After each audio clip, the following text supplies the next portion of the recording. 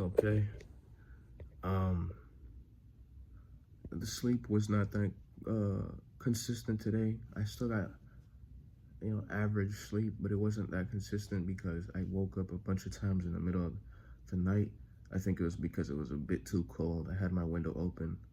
The way that the cold was like cold here, hot over here, it wasn't constant, so I think it was waking me up.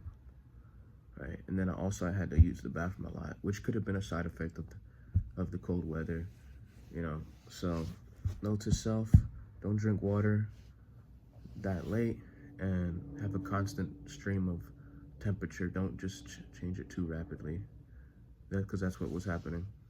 I did that because my brother turns the AC on, and it sucks all the moisture out of the air, because it kind of works with like the outside air. So the fact that it was cold, it wasn't changing the temperature in here. All it was doing was taking the air out. I don't know.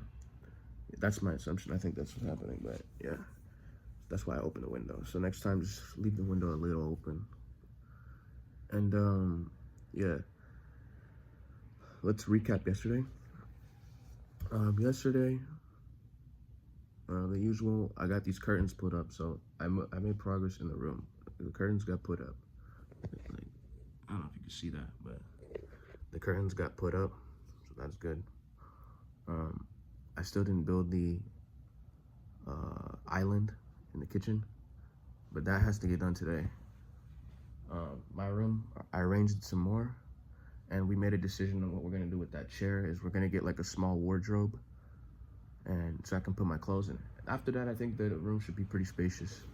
So yeah, the room checked off. The room checked off. The only thing left is to build the dining island, whatever the fuck the island in the kitchen. Build that. Let's get to the real juicy stuff. Today or yesterday, and a little bit today, I practiced assuming the feeling of the wish fulfilled in sleep. So I tried to fall asleep and assume the feeling of the wish fulfilled. Now that could have had an effect on my sleep as well, because it fires up your brain neurons. So that could have kept me up as well. But what the heck? That could have kept me up as well. But the goal is to assume the feeling of what your goal would be like, where you achieved it, and make it real and have the joy of it while you're drifting off to sleep. But I will say this, I know this is like speaking it into existence and all this stuff like this. I know I can do it. I know I can do it. And I don't want to say this, but one thing that I'm going to get past is the lack of feeling, the lack of realness, the lack of feeling the realness of the goal, of me being the goal while drifting off to sleep. It seems that when you're sleeping, things are a little bit more numb, but I know I can make it feel real, because I've had times where spontaneously you'd wake up with a very joyful feeling from a dream that you've had. And that feeling, it's really buttery. It's really juicy. It was a feeling where I woke up, and it was one of my favorite movies at the time that I've seen that year, and it felt like I was an actor on set, and I was like really feeling it. I was like, I'm gonna be in this movie. I'm gonna be in the third one that comes out. That's what it felt like. It felt like, oh yeah, something's happening here. And it felt good about it, right? Upon waking up, that happened randomly. But I know that if it happens randomly, then you can do it consciously. So there's a conscious way to drift off to sleep, feeling a nice explosive feeling of joy and accomplishment of your goal. And then upon waking up, you can feel that same feeling, that explosion and accomplishment of feeling your goal joyful. You could wake up like that. That is what you're supposed to use sleep and prayer for, as Neville Goddard says. The state akin to sleep, the transition from waking to sleeping. This is the best time to program your mind for success, for anything. That's the best time, the hypnotic state. So it's about mastering that state, drifting off to sleep. Even if you can get an ounce of impression upon that state, then life is going to change. So you have to practice, you know. I might have a couple of nights where I struggle with sleep, but if I can practice this thing and I can get good at, you know, systematically drifting off to sleep and placing my little egg in there, my little seed in there, and then have it incubate, have it grow in the nighttime, deeply placed in there. And then that way, you know, you walk through the day and you just randomly feel great about this goal that you've placed in the depths of your subconscious. You're walking around and out of nowhere, your mind and your heart sends you, oh my God, something's gonna happen. Something's gonna happen. Like that anticipation, that excitement. Like, oh my God, I could do it. Oh my God, like I am that. That intense emotion and joy. And it's like nothing else needs to happen besides that feeling. That's the really beautiful thing. Is like, if you can feel that explosive feeling every time, most of the time of the day, all the time of the day, then your goal is complete. Because you could be doing your goal, but you could be suffering, or you could be feeling that explosive feeling, which automatically creates the sensation of the goal and naturally makes you move in the direction of that life, because everything is a vibrational state. The vibrational state of getting up and going to work and going to work at Subway is a vibrational state. You're standing at Subway. You know you're sitting and standing at Subway. And you feel dull about it versus you're walking and you feel this, oh my God, like this, like, oh my God, I'm a businessman, like I'm a millionaire. Like this feeling that's like, yeah, I know I could be a millionaire. Like, it's not even I know I could be a millionaire. It's literally like the human being articulates it into, I know I can do this, but the feeling is really, yeah, I am this. It's like, that's what's happening. Like, you feel that explosive excitement, anticipation of a thing, because you know it's coming. Like, it's not even because you know it's coming, because it's there. And that's what that is. Every motherfucker who experienced success in their life, they had this exploding excitement, anticipation that they knew something big was coming. And it's not that they knew it was coming, it's that it was right there. Like, when you feel it, it's right there, right? And so every person who succeeded, they felt that it was right there. A boxer ready to knock somebody out, a boxer who destroyed his opponent all 12 rounds, he feels the excitement, I'm gonna win. A businessman who makes a big deal, like he knows it's coming through. An actor who goes for an audition, an actor who's just walking the streets, but he feels so confident and so exhilarated, something will happen. You know, this is why things like Anya Taylor-Joy would be walking on the street and get approached by somebody. Why Matthew McConaughey would be at a bar and get approached by somebody, because this type of synchronicity that is in their life, right? Matthew McConaughey sitting at a bar, guy comes up and tells him that he could be an actor. Chris Pratt at his job being a waiter, guy comes up telling him he could be an actor.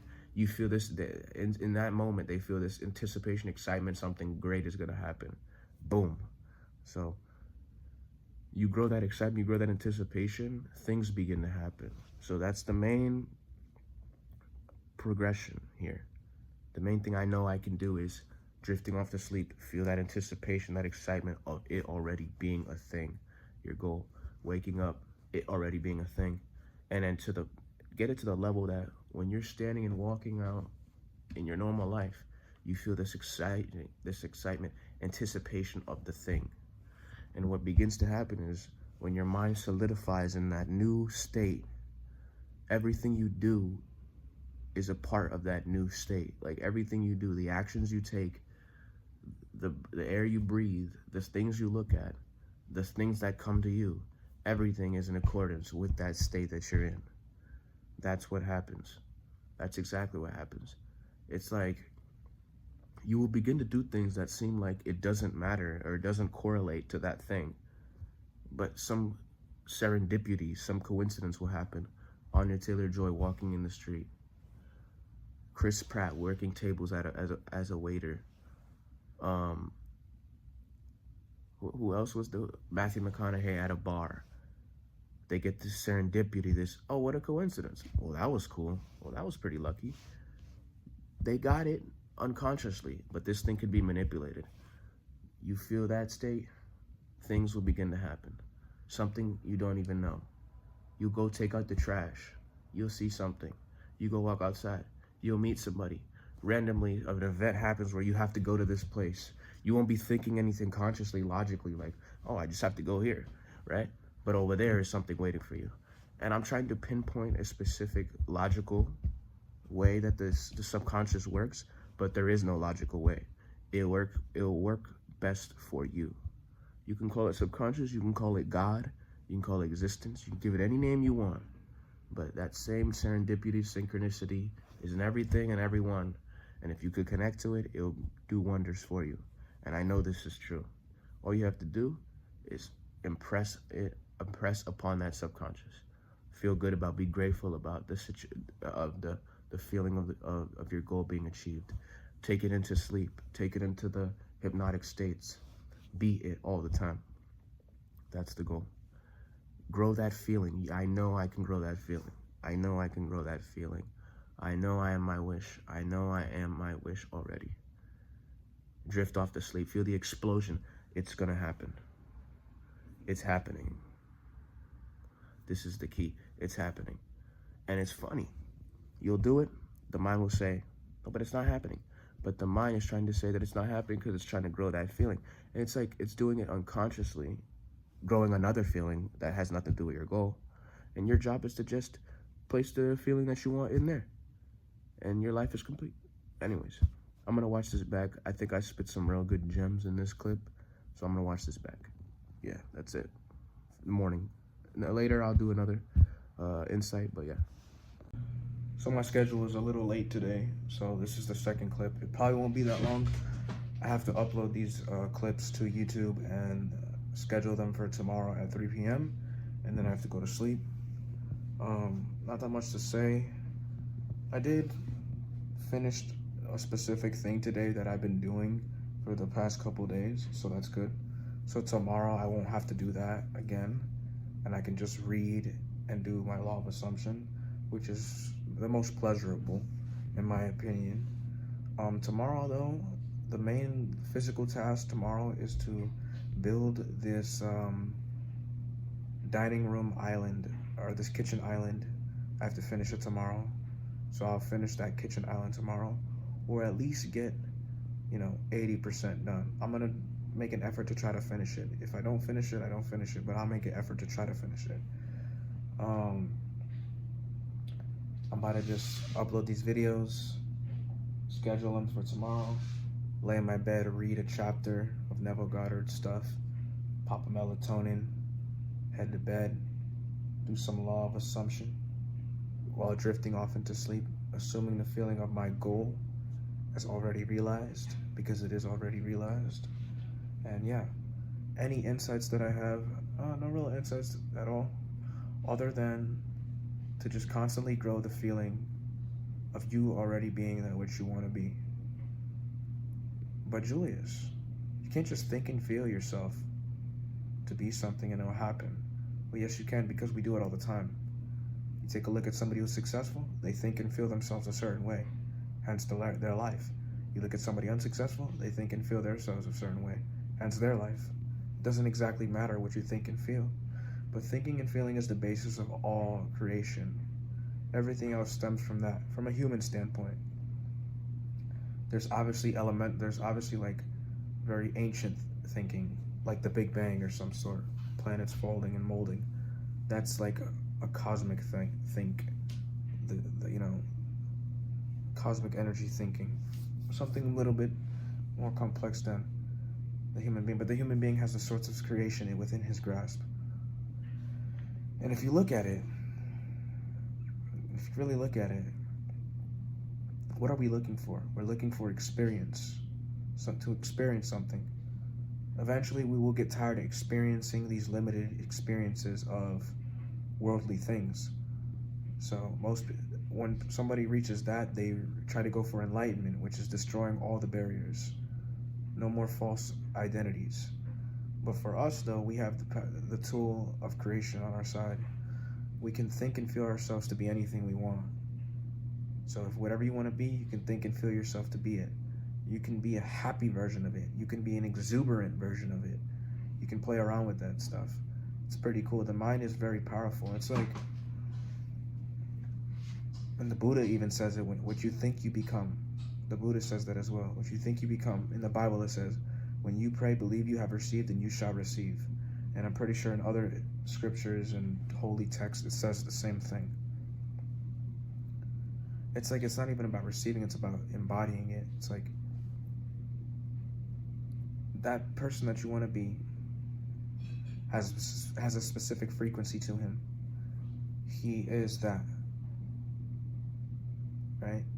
He is embodying that, and that's the goal. And then your mind will say, yeah, but you can't just embody that and think that and feel that and then it's so. Why not? You're the mind, that critic thought that just popped in your head saying you can't just do that. That thing is trying to take control of your thinking and feeling, and trying to think and feel that you can't just do that. It's hijacking your thinking and feeling, your emotions. It's hijacking your awareness. Why don't you place your awareness on what you want? Experience what you want to experience. Who cares what that thing says? It says, oh, but it won't happen. Shh. Let it be quiet. Get into a relaxed state. Think and feel yourself the way you want to think and feel yourself. With your goal already realized, whatever you want. You want to just be happy, be happy. You want to be happy doing a specific thing, be happy doing a specific thing. You want to be happy being a specific somebody, be a specific somebody and be happy doing that thing. And the brain works like this. When all the brain is programmed this way, you program your brain this way, you wake up, you feel like you're it. You're it, man. And it's not like you're it in the where you're at right now. You're it where you want to be it at. So like, if you want to be a millionaire and you want to be a millionaire in the hills, you feel yourself to be a millionaire in the hills, not sitting in your room and thinking I'm at the hills. No, you're at the hills, right? And you carry that feeling, and then through serendipity, some weird way, the subconscious will make it happen. I don't know all of it, but you will begin to feel the crispiness and the butteriness and the synchronicity and the serendipity of the subconscious. In any way it chooses to express itself. It may give you an idea. It may send you to some place that you may not think that has anything to do with it. It may give you an exciting anticipation of something that probably has nothing to do with it. But that thing, everything leads to that thing. Everything is your identity externalized. So that's my insights. Probably not as deep, but it's deep for what I am now. I'm tired, so I have to upload this. I'm just gonna do it anyways. That's the end of this video. Yeah. Tomorrow we build the dining room kitchen island, and we really grow the power of this feeling of the wish fulfilled, and we go to sleep in this feeling of our wish realized, because it's realized. I am an A-list actor. I am an A-list actor. I'm a happy A-list actor. And you feel the happiness of it. And can't nobody tell you anything if you're experiencing it. Somebody will say, no, you're not. I am.